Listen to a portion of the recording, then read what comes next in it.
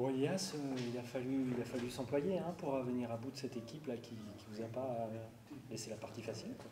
Ouais, bah, on a eu du mal à faire l'écart dès le début. Ils nous ont bien rentré dedans. On sait que c'était une équipe physique quand même. Et ouais, on a mis du temps avant de trouver notre rythme nous aussi et essayer de faire l'écart. Et après, on va dire milieu du quatrième quart-temps, c'est là où on a vraiment commencé à boucler la rencontre. Il y a eu une longue période où vous êtes un peu à la peine offensivement quand ils reviennent. Ils vous contentent vraiment sur demi-terrain et tout. Et c'est là où tu as été important, tu as pris tes responsabilités. À un moment donné, voilà, c'était des shoots on dit que tu te les crées, là tu te les ai créés. Ouais. Ben, on était dans une phase où on leur donnait beaucoup de deuxième chance en fait, où on les laissait reprendre du rythme et revenir au score à chaque fois. Et après, j'ai essayé de jouer comme je joue d'habitude. Et après, aujourd'hui, ça a marché, tant mieux. J'espère que ça continuera. Ça fait plaisir à la fin d'avoir le public là quand on fait le tour du terrain qui scande ton prénom pour le coup. C'est sûr que ça fait toujours plaisir de sentir le public qui nous pousse même pendant le match. Et après, à la fin, c'est sûr que c'est que du plaisir et il faut savoir profiter. Je pense que c'est justement c'est une victoire qui est moins facile que celle que vous aviez jouée pour l'instant à domicile. Ça peut faire du bien aussi de gagner ces matchs-là à la bataille, quoi. C'est bien parce que nous, ça nous donne de la confiance de jouer des matchs durs avec, on va dire, un score serré où on doit faire le moins d'erreurs possible. Et donc oui, ça nous met en confiance et après, on sait sur quoi on doit continuer de bosser. Et voilà, donc on est sur la bonne direction, il faut continuer comme ça. Bon, Guillaume, ton équipe a dû vraiment batailler jusqu'à la fin pour se débarrasser de la résistance de cette équipe d'Angers. Ça a été un gros combat. Oui, bien sûr.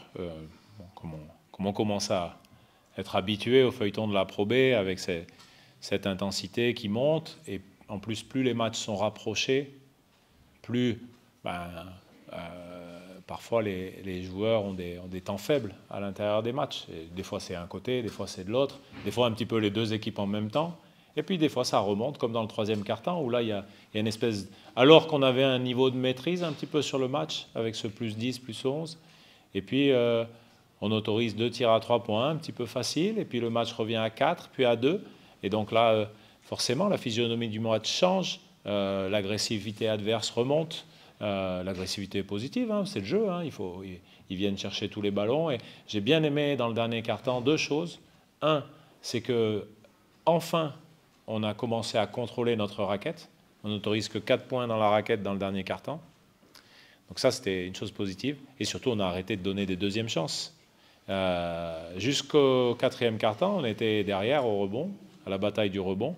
Et le dernier quart-temps, il fait basculer les choses en notre faveur, tout en sécurisant les rebonds défensifs, en ayant cherché de nombreuses deuxièmes chances.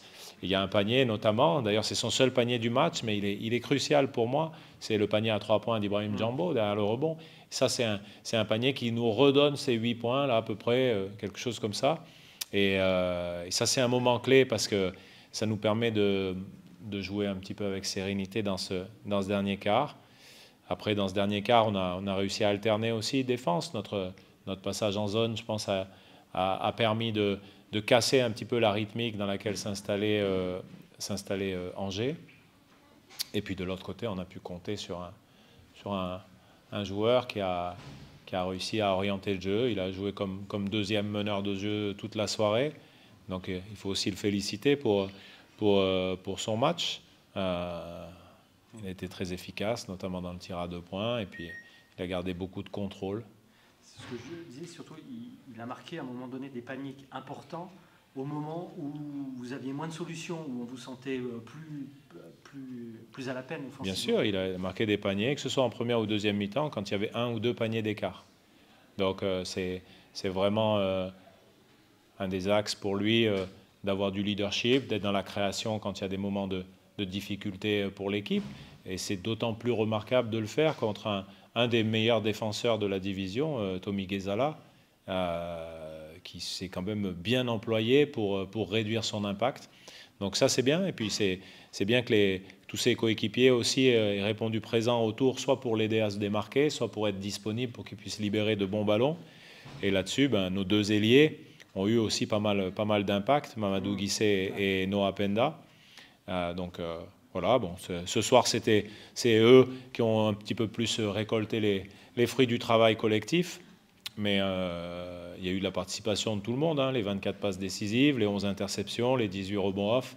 C'est là encore des signaux qui sont positifs pour l'équipe. Les rebonds au début, c'était dur. Hein. Oui, c'était très dur. Le premier quart-temps, vous êtes vraiment à la peine. Oui, oui.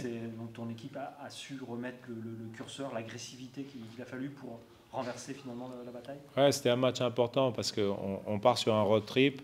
Prendre cette 3e victoire, pour nous, c'est quand même valider cette période positive qu'on a eue sur la pré-saison, le début de saison. Nous, on essaye de fonctionner un petit peu sur bloc de 5 matchs. Donc là, avec la semaine championnat où on va à Marseille et Pau, on va essayer de faire le mieux possible à l'extérieur, continuer sur notre dynamique d'équipe. On sait que ce sera 2 salles très, très difficiles. Voilà, donc ce soir, sans notre joueur américain, on a réussi, je trouve, une partition qui était quand même assez intéressante. Et je pense qu'il y a des joueurs qui n'ont pas été trop à leur avantage ce soir, qui auront d'autres bons moments dans la semaine à venir. Justement, tu parlais de Mike Hurtel, on en sait un peu plus du coup sur ça. Oui, alors bon, on est quand même rassuré par rapport à son genou, puisque on a fait des examens, on a eu des comptes rendus qui nous donnent une entorse de stade 1, donc on va suivre au jour le jour comment il récupère. Il faut déjà que son genou redevienne sain, sec, et puis qu'il puisse retravailler, puis retrouver confiance dans ses appuis. Et puis après, à partir du moment où il sera prêt, il rejoindra l'équipe. Mais ça, on va le déterminer qu'au jour le jour. Enfin, normalement, tu ne t'orientes pas vers une blessure longue. Non, voilà.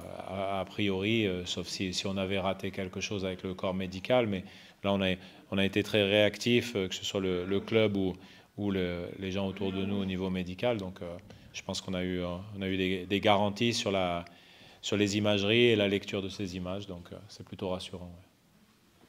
Parfait, merci. Okay, merci.